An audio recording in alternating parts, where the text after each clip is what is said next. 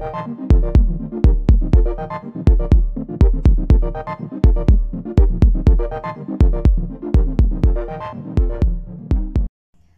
वालेकुम स्टूडेंट, ये है दीन कैमरी स्कूल सिस्टम और मैं हूँ शगुफ्ता आशिक। आज का मेरा जो लेक्चर है आपके साथ उर्दू का, वो है चौथा लेक्चर। और इससे जो मेरा तीसरा लेक्चर था, हमने उसमें हरूफ की इब्तदाई अशकाल देखी थी। हम बे से लेके ज़वात तक इब्तदाई अशकाल को हमने देखा, उनकी पूरी फॉर्म देखी, उनकी आदि और इब्तदाई शक्ल देखी, और देखने के साथ साथ आपने इनको लिखना भी सीख लिया। तो आज हम तोए से लेके ये तक के जितने भी हरूफ आ रहे हैं, हम उनकी पूरी शक्ल, आदि शक्ल और इब्तदाई शक्ल देखेंगे। तो हम शुरू करते हैं आज का हमारा काम, जो कि तोए से शुरू हो रहा है।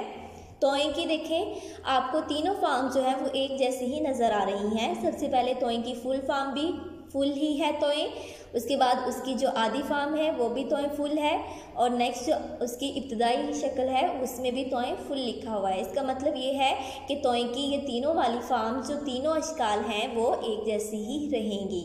नेक्स्ट है ज़ोए। अब ज़ोए जो है, इसके ऊपर एक नुक्ता होता है, और ज़ोए बिल्कुल तोए की तरह ज़ोए की भी तीनों जो अशकाल हैं वो हमारे पास एक जैसी ही हैं। नेक्स्ट है आइन। सबसे पहले आपको आइन की पूरी शक्ल जो है वो नज़र आ रही है। उसके बाद आपको ये हमज़ा लिखा हुआ नज़र आ रहा है। एक्चुअली ये हमज़ा नहीं है, ये आइन की आदि शक्ल है। और इसके बाद आपको ये नीचे वाला आइन का नज़र आ रहा है, ये आइन की इब्तदाई शक्ल है। Next again. बिल्कुल आइन की तरह गाइन के ऊपर आइन गाइन ही की तरह का होता है, लेकिन इसके ऊपर एक नुक्ता होता है, और इसकी आदि और जो इब्तदाई अशकाल हैं वो भी आइन ही की तरह है, लेकिन फ़र्क क्या है कि इसके ऊपर नुक्ता है। नेक्स्ट हमारे पास फ़े। सबसे पहले आपको फ़े की पूरी शक्ल नज़र आ रही है, और उसके बाद नेक्स्ट आपको फ़े की आदि शक्ल नज़र आ रही है, और फिर फ़े की इब्तदाई शक्ल। उसके बाद हमारे पास काफ है, नुक्तों वाला काफ। तो पहले आपको काफ की पूरी शक्ल नज़र आ रही है, उसके बाद काफ की आदि शक्ल और काफ की इब्तदाई शक्ल। इसके बाद जो नेक्स्ट काफ है, इसको भी हम काफ ही पढ़ते हैं, और ये डंडे वाला है। और सबसे पहले आपको इसकी पूरी फॉर्म नज़र आ रही है, जो कि सुर्ख कलर की है, और इसके बाद आपको ये नज़र आ रहा है इसकी ये वाली इसकी आदि शक्ल है, और इसके ऊपर जो है वो इसकी इब्तदाई शक्ल आपको नज़र आ रही है। इसी तरह नेक्स्ट हमारे पास गाफ है। गाफ भी बिल्कुल काफ की तरह ही लिखा जाता है, लेकिन गाफ के दो डंडे होते हैं। गाफ के दो डंडे होते हैं, जबकि काफ का एक ही डंडा होता है। तो नेक्स्ट हमारा है गाफ। तो सबसे पहले काफ की तरह आपको गाफ की भी पूरी शक्ल नज़र आ रही है, उसके बाद इसकी आदि शक्ल गाफ की, और फिर गाफ की इब्तदाई शक्ल। इसके बाद लाम। लाम पहले फुल फॉर्म लाम की है, उसके बाद लाम की आदि शक्ल है, और फिर इब्तदाई शक्ल। इसके बाद मीम है। मीम आपको पहले पूरी नज़र आ रही है, फिर मीम की आदि शक्ल है, उसके बाद मीम की इब्तदाई शक्ल। नून है, पहला नून आपको पूरा नज़र आ रहा है, उसके बाद नून की आदि शक्ल, नून की इब्तदाई शक्ल। इसी तरह हे है हमारे पास, पहले फुल हे आपको नज़र आ रही है, उसके बाद उसकी आदि शक्ल और फिर इब्तदाई शक्ल।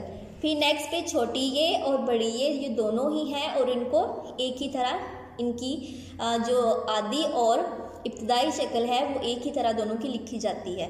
सबसे पहले आपको ये जो नज़र आ रही है, ये इसकी आदि शक्ल है, और ऊपर जो है वो इब्तदाई शक्ल है।